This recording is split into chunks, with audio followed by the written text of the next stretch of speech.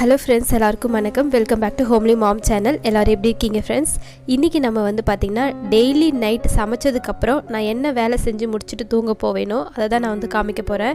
ஒரு சிம்பிளான kitchen cleaning ரொட்டீன்னு சொல்லலாம். ஸோ அந்த வீடியோ ஃபுல்லாக டீட்டெயில்டாக பார்க்கலாம். இது நிறைய பிகினர்ஸ்க்கு யூஸ்ஃபுல்லாக இருக்கும். என்னை விட நிறைய எக்ஸ்பீரியன்ஸான நிறைய சிஸ்டர்ஸ் இருப்பீங்க.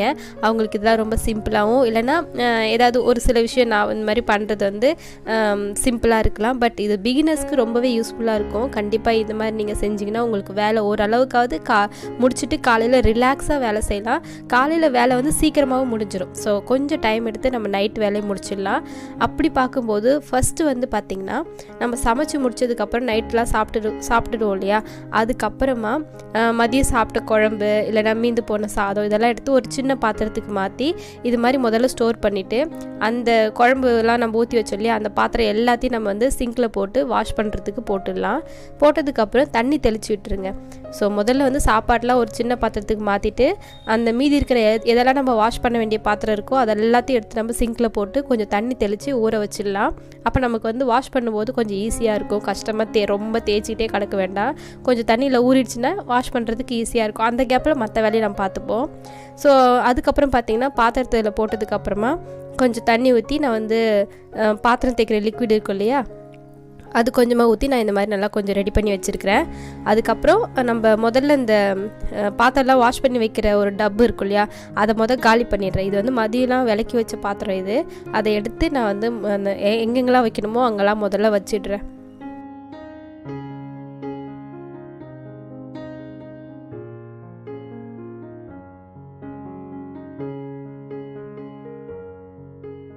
இப்போ எல்லா பாத்திரத்தையும் எடுத்து நம்ம இருக்கிற இடத்துலலாம் வச்சாச்சு. அதுக்கப்புறம் பார்த்திங்கன்னா நம்மளுடைய கவுண்டர் டாப் நல்லாவே ஃப்ரீ ஆகிடுச்சு. இதுக்கப்புறம் நம்ம பாத்திரம் விளக்குற வேலை இருக்குது. இதை விளக்கி முடிச்சுட்டு நமக்கு கேஸை க்ளீன் பண்ணணும், அப்புறம் கவுண்டர் டாப் க்ளீன் பண்ணணும். ஸோ இதுதான் வேலை. இந்த பாத்திரம் தேய்க்கிற வேலையை எப்படி கம்மி பண்ணணும் சொல்லுங்கள், ரொம்ப பாத்திரம் சேர்ந்துக்கிட்டே இருக்குது அப்படின்னு சொல்லிட்டு இருந்தாங்க. இப்போ நானே பார்த்திங்கன்னா எனக்கு கிடைக்கிற கேப்பில் நான் விளக்கிடுவேன். அப்படி இல்லைன்னா சமைக்கும்போது கையோட கை விளக்கி வச்சுருவேன். இப்போ இதெல்லாம் பார்த்திங்கன்னா மதியம் சமைச்ச பாத்திரம் இப்போ இருக்குது. அதுக்கப்புறம் சாப்பிட்ட தட்டு, இப்போது டீ குடித்த பாத்திரம், அந்த மாதிரி தான் இருக்குது. ஸோ அதெல்லாம் சரி நைட்டு பாத்திரம்லாம் விளக்கி முடிச்சுட்டு தூங்க போகலான்னு நான் அப்படி ஸ்டோர் பண்ணி வச்சு அதுக்கப்புறம் வாஷ் பண்ணது தான் இது. இல்லைனா நீங்கள் கையோட கை இப்போ சமைக்கிறீங்க அப்படின்போது கையோட ஏதாவது கொஞ்சம் பாத்திரம் விளக்கி வச்சுருங்க. மறுபடியும் ஏதாவது தோசை ஊற்றுறீங்க அப்படின்போது அந்த தோசை கொஞ்சம் வேகிற டைமில் மற்ற ஒரு 2-3 கிளாஸ்க்கு கழுவி வச்சிடலாம். இந்த மாதிரி குட்டி குட்டியாக கழுவி வச்சுட்டிங்கன்னா உங்களுக்கு பாத்திரம் அந்த அளவுக்கு சேராது. ஸோ இதுதான் எனக்கு தெரிஞ்ச டிப்ஸு. மற்றபடி பாத்திரம் சேராமல் இருக்க வேறு என்ன பண்ணலான்னு எனக்கு தெரியல. அடுத்தது பார்த்திங்கன்னா நான் பாத்திரம் விளக்கி முடிச்சிட்டேன். நெக்ஸ்ட் பார்த்திங்கன்னா நம்மளுடைய கேஸையும் அப்புறம் அந்த கவுண்டர் டாப்பையும் நம்ம க்ளீன் பண்ண போகிறோம். அதுக்காக நான் கொஞ்சமாக ஒரு பவுலில் தண்ணி எடுத்துருக்கிறேன். அதில் நம்ம பாத்திரம் விளக்குற லிக்விட் இருக்கு இல்லையா, அது கொஞ்சமாக ஒரு 1/2 ஸ்பூன் அளவுக்கு ஊற்றிட்டு, அதுலேயே கொஞ்சமாக அந்த குக்கிங் சோடா இருக்கு இல்லையா, அது கொஞ்சமாக பேக்கிங் சோடா சொல்லுவோம் இல்லையா, அது கொஞ்சமாக போட்டு நம்ம நல்லா மிக்ஸ் பண்ணிவிட்டு இந்த கேஸ் டாப் மேலேயும் கவுண்டர் டாப் மேலேயும் நல்லா நம்ம தெளித்து விட்டுக்கலாம். இந்த தெளித்து விட்டதுக்கப்புறம் பார்த்திங்கன்னா நான் அந்த நல்லா கொஞ்சம் ஊறணுன்றதுனால அந்த கேப்பில் நான் அந்த கேஸெல்லாம் எடுத்து வச்சேன் இல்லையா, அதை போய் வாஷ் பண்ணிட்டேன். அதுக்கப்புறமா நம்ம இந்த மாதிரி ஸ்க்ரப் வச்சு தேய்ச்சோம்னாக்கா நல்லா இது ஊறி இருக்கும். நமக்கு சீக்கிரமாகவும் எண்ணெய் பிசுக்கெலாம் இல்லாமல் அழகாக க்ளீன் ஆகிடும். சூப்பராக இருக்கும். டெய்லி நைட்டு இந்த மாதிரி தான் பண்ணணும்னா கேட்டால் கிடையாது. இது பார்த்திங்கன்னா அன்றைக்கி சாயந்தரம் பால் பொங்கி கீழே ஊற்றிக்கிச்சு அப்படின்றதுனால கொஞ்சம் டீப் க்ளீனிங் பண்ணுற மாதிரி இருக்குது. அதனால தான் நான் பார்த்திங்கன்னா கொஞ்சம் இந்த மாதிரி தண்ணி ரெடி பண்ணி நான் தெளித்து கீழே மேலே எல்லா இடத்துலையும் நான் க்ளீன் பண்ணிகிட்டு இருக்கேன். அப்படி இல்லை, நார்மலாக தான் இருக்குது, சமைச்சது அந்த அளவுக்குலாம் மேலெலாம் தெரிக்கல அப்படின்னும் போது வெறும் டிஷ்யூ பேப்பர் மட்டும் வச்சு நான் என்ன பண்ணுவேன்னா அப்படியே க்ளீன் பண்ணி விட்டுருவேன். நமக்கு பார்க்குறதுக்கு க்ளீனாக தான் இருக்கும். ஸோ இப்படி தான் நான் gas and counter top clean பண்ணுவேன். இந்த மாதிரி நல்லா ஸ்க்ரப் பண்ணி முடிச்சதுக்கப்புறமா ஒரு ஈரமான ஒரு மைக்ரோ ஃபைபர் கிளாத் வச்சு நல்லா தொடச்சி எடுத்துக்கலாம். மைக்ரோ ஃபைபர் கிளாத் தான் வைக்கணும்னு கிடையாது. உங்ககிட்ட எந்த காட்டன் துணி இருந்தால் கூட நீங்கள் அதை வச்சு நம்ம க்ளீன் பண்ணிடலாம். ஸோ நம்ம நல்லா ஸ்டீல் ஸ்க்ரப் வச்சு நல்லா ஸ்க்ரப் பண்ணதுக்கப்புறமா ஒரு ஈர துணியை வச்சு நம்ம எல்லா இடத்தையும் நல்லா தொடச்சிக்கலாம்.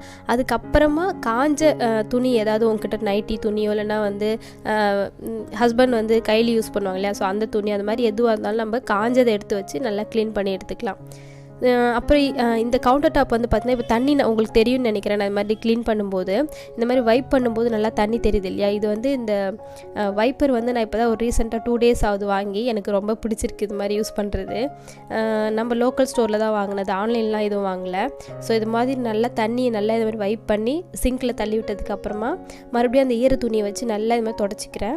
அதுக்கப்புறமா இந்த மாதிரி ஒரு ட்ரையான ஒரு மைக்ரோஃபைபர் கிளாத் எடுத்து எங்கெல்லாம் நான் வந்து க்ளீன் பண்ணணும் அதெல்லாம் நல்லா ஈரம் இல்லாமல் தொடச்சிக்கிறேன். இப்படி பண்ணும்போது நமக்கு குட்டி குட்டி பூச்சி வராது. முக்கியமாக வந்து ஸ்மெல் இல்லாமல் இருக்கும். கிச்சன் பார்க்குறதுக்கு நீட்டாக இருக்கும்.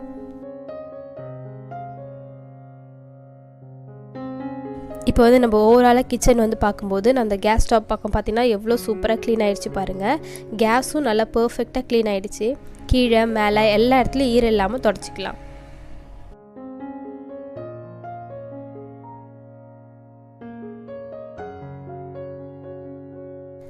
இப்போ இந்த மாதிரி எல்லா இடத்தையும் நல்லா நீட்டாக ட்ரை கிளாத் வச்சு தொடச்சதுக்கப்புறம் பார்த்தீங்கன்னா நம்மளுடைய கிச்சன் வந்து பார்க்குறதுக்கு இப்படி தான் இருக்கும். எவ்வளோ நீட்டாக இருக்குது பாருங்கள். அதுக்கப்புறமா நம்ம வந்து இதில் கேஸ் நம்ம வைக்கிறதுக்காக ஸ்டாண்டெல்லாம் இருக்கும் இல்லையா, அதெல்லாம் எடுத்து நம்ம ஃபிட் பண்ணிக்கலாம்.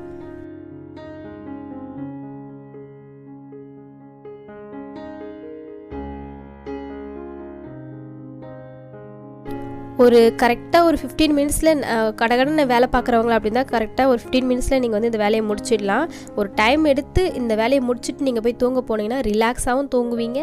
நாளைக்கு காலையில் நீங்கள் எழுந்திருக்கும் போது கொஞ்சம் ஸ்ட்ரெஸ் இல்லாமலும் அப்புறம் பரபரப்பாக வேலை செய்யாமலும் ரிலாக்ஸாக வந்து சமைச்சிட்டு நம்ம வந்து டீ போட்டு குடிச்சிட்டு அப்படியே வேலை போவோம். கரெக்டாக நமக்கு நிறைய டைம் இருக்கிற மாதிரி இருக்கும் காலையில். ஸோ அதனால் இது மாதிரி பண்ணும்போது உங்களுக்கு நிறைய டைம் இருக்கும், நிறைய நல்லா சமைக்கலாம், ரிலாக்ஸாக இருக்கலாம், அதுவே ஸ்ட்ரெஸ் இல்லாமல் இருக்கும். ஸோ இந்த மாதிரி முன்னாடி நாள் நைட்டே முடிஞ்ச அளவுக்கு கொஞ்சம் க்ளீன் பண்ணி வச்சுட்டு போங்க. சிங்கில் எந்த பாத்திரமும் இருக்கக்கூடாதுன்னு மைண்டில் ஃபிக்ஸ் பண்ணிக்கங்க. அப்போ தான் உங்களால் வந்து எல்லாத்தையும் க்ளீன் பண்ண முடியும். சரி நாளைக்கு பண்ணிக்கலாம் அப்படின்னு விட்டுட்டிங்கன்னா கண்டிப்பாக உங்களுக்கு வந்து அதுவே ஒரு சோம்பேறித்தனமாகி நம்மளுடைய வேலையை வந்து சுத்தமாக கெடுத்துரும்.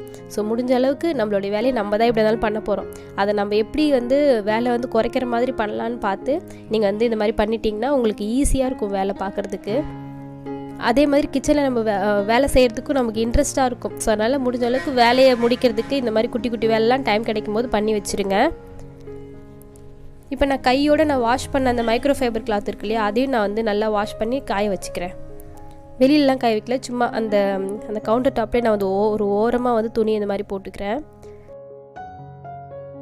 ஃபைனலாக வந்து பார்த்திங்கன்னா இந்த மாதிரி எல்லாமே நம்ம மேட்டெல்லாம் எடுத்து க்ளீன் பண்ணிவிட்டு உதிரிட்டு நம்ம வந்து பெருக்க போகிறோம். அவ்வளோதான். பெருக்கிட்டு நம்ம வந்து வாரி ஒரு கவரில் சுருட்டி ஒரு டஸ்ட்பினில் போட்டு வச்சுருங்க.